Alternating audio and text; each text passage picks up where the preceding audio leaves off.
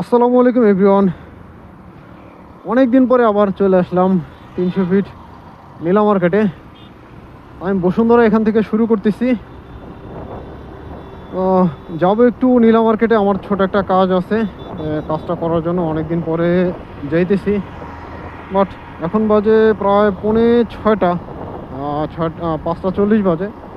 এখনও বাহিরে যে পরিমাণে রোদ, আজকে সারাদিন অফিসে যাওয়া আসা মিলে যে পরিমাণ রোদ পোহাইতে হয়েছে, রোদে পুরে মনে হইতেছে আমার হাত পা কালো হয়ে গেছে। সরি, দুঃখিত। আমি গ্লাভসটা ব্যাগে পড়তে ভুলে গেছি, ব্যাগে নিয়েছি, ভুলে গেছি। তাও আস্তে ধীরেই যাই। আর জুলাই 36 এক্সপ্রেস হয়ে ঘন্টাখানিক পরে মাগরিবের আজান দিবে। বাট জ্যৈষ্ঠ মাসের রোদ, একটা কথা আছে না, মানে আজকে মনে হইতেছে যে দেখা দিছে একেবারে জ্যৈষ্ঠ মাসের যে রোদ থাকে সেই রোদের অবস্থাটা। প্রচুর পরিমাণে গরম আজকে মনে হয় এখন পর্যন্ত এই বছরের সব থেকে বেশি গরম। এত পরিমাণ তাপ আজকে।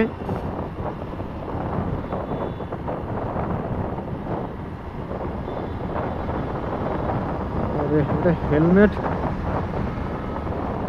আমার বাম পাশে একটা বাইকে পিলন দেখলেন যে হেলমেট পরে আছে, এটা আসলে কনস্ট্রাকশনের যে সেফটি হেলমেট আছে সেটা পরে আছে।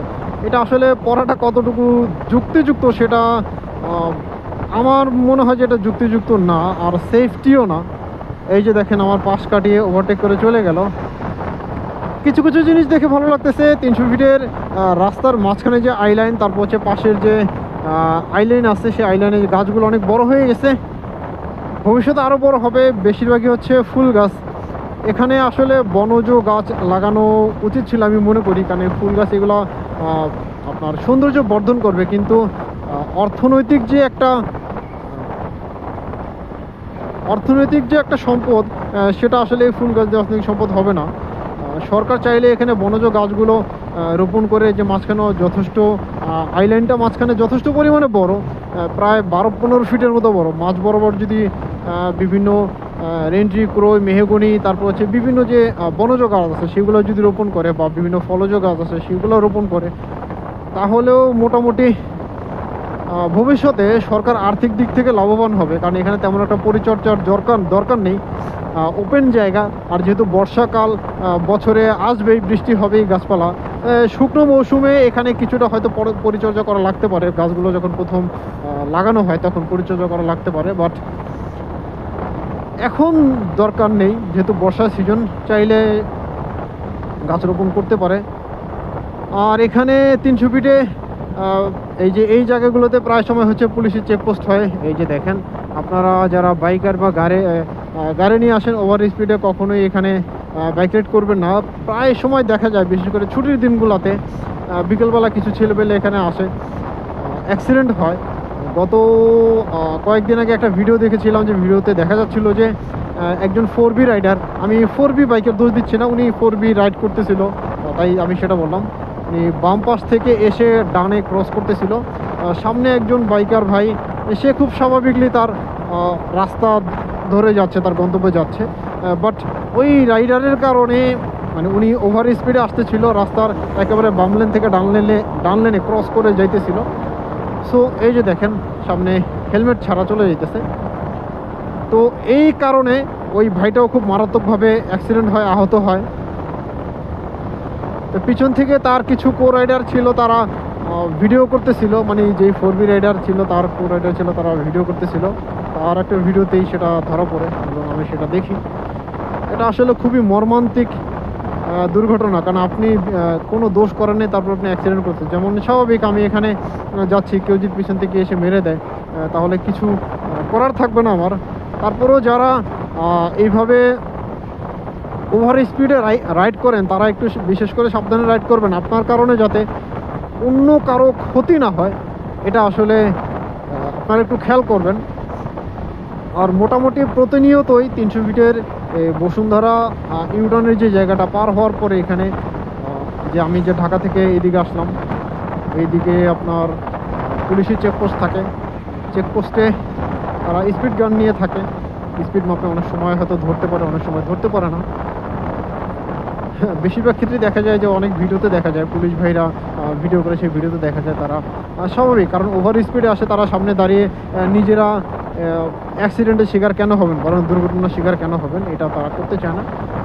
চেষ্টা করে আসলে নিয়ন্ত্রণ করার জন্য, আসলে সম্ভব হয়ে ওঠে না। আমরা আসলে বাইকাররাই ভালো না, পুলিশকে দোষ দিয়ে কী করবো? আমরা যদি নিয়ম মেনে বাইক চালাই তাহলে আর হয় না। যেমন ধরুন আমি নর্মালি 60 থেকে 70 স্পিডে চালিয়ে যাইতেছি, এবং আমার আশেপাশে এই দেখুন লুকিং গ্লাসে আমার পিছনেও অনেক ভাইয়েরা আছে, রাইড করতেছে। আমি কাউকে চিনি না অবশ্য। আমি যাচ্ছি আমার গন্তব্যে, তারা সবাই যার যার গন্তব্যে যাইতেছে, সবাই নিয়ন্ত্রণ মেনে বাইক রাইড করতেছে। এটা দেখে খুব ভালো লাগতেছে। তবে কিছু কিছু রাইডারের সাথে পিলন আছে, তারা হেলমেট পরে নাই। কিছুক্ষণ আগে আপনারা ভিডিওতে দেখতে পেলেন যে একজন FZ V2 রাইড করে যাইতেছে, একেবারে মানে নীল ডাউন হয়ে পুরো মানে টপ স্পিড তুলতেছে। ভাই এটা তার কত টপ স্পিড উঠবে, তাও আবার মাথায় হেলমেটও নাই।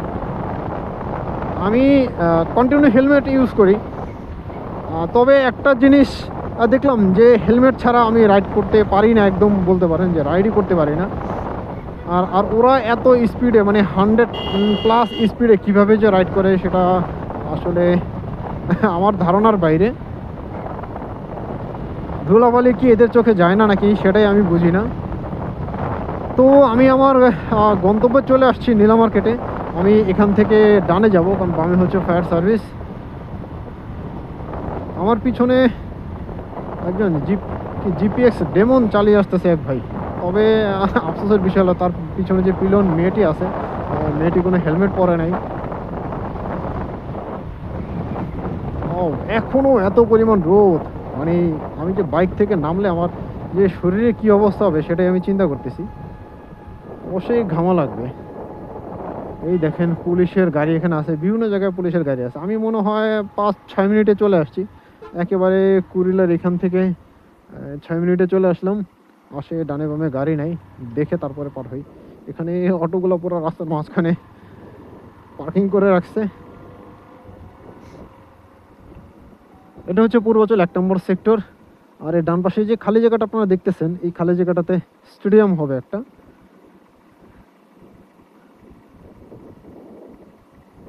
আমি এখানে একজনের সাথে একটা মিট করার জন্য একটা কাজে আসছি। তো আমি এখানে দাঁড়িয়ে তাকে একটা কল দেই, দেখি কোথায় আছে। এই যে দেখেন চলে আসলাম, একটু দাঁড়াই, বাম সাইডেই দাঁড়াই।